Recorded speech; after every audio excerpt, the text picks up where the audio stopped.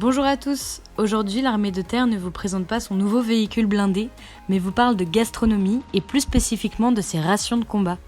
Considérées comme les meilleures par les armées du monde entier, elles sont le fruit d'un long processus de création. Alors voici le top 5 des choses à savoir sur ces fameuses rations de combat.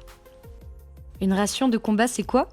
La fameuse boîte cartonnée de 1,5 kg couvre les besoins alimentaires journaliers d'un combattant qui n'a pas accès à une alimentation traditionnelle.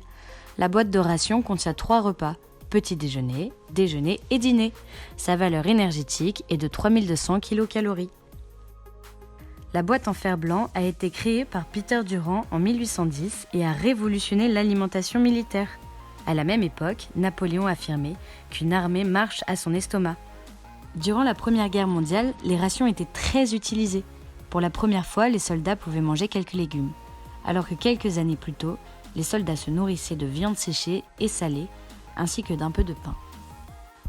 Le contenu des rations de combat françaises. Il existe plus de 14 menus différents. Hachis parmentier de canard, cassoulet, risotto de porc, paella, il y en a pour tous les goûts. Les plats halal ont d'ailleurs été créés. Ces 14 versions différentes permettent à l'origine de tenir une semaine sans manger une seule fois le même plat. Qui s'occupe des rations de combat ? C'est le Centre d'expertise du soutien du combattant et des forces qui propose les menus des rations de combat. L'exercice est difficile car il faut trouver le juste milieu entre le goût des jeunes soldats et leurs besoins nutritionnels. Par exemple, chaque portion doit contenir au moins 30% de viande. La ration de combat fait l'objet d'un troc. Les rations de combat françaises ont une très bonne réputation par rapport aux rations étrangères, à tel point qu'elles font l'objet d'un troc. Par exemple, en 2010, en Afghanistan, une ration française pouvait s'échanger contre 5 rations américaines. Le chef Thierry Marx nous partage ses commentaires sur les rations de combat françaises. Moi, c'est une des plus belles rations de combat. D'abord, on va l'ouvrir, et puis on s'aperçoit qu'on a beaucoup de produits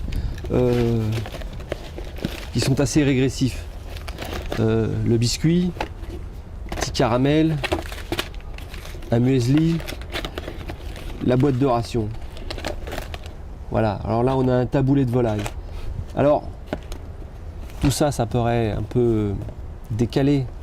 Mais ce qui est important dans la cuisine, dans le fait de se nourrir, c'est pas uniquement le goût de l'aliment. Bien sûr que c'est important, la qualité de l'aliment, mais c'est avec qui je vais partager ce moment. C'est ça qui va faire que ça va être un moment de reconstruction.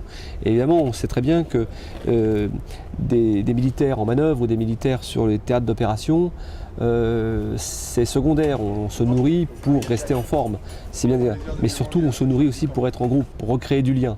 Donc c'est important. Je trouve que c'est une des plus jolies boîtes de rations qui m'étaient de voir, parce que j'en étais resté au cornet de bif, et on s'aperçoit que là, on a un taboulé de volaille, un muesli où là on retrouve un petit peu son âme d'enfant, et puis des sucres rapides, des sucres lents, un petit biscuit.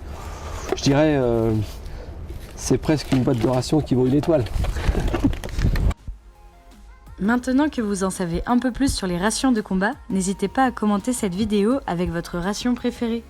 Vous pouvez aussi nous proposer de nouvelles recettes. Qui sait, peut-être penserez-vous à nos futures rations. À bientôt!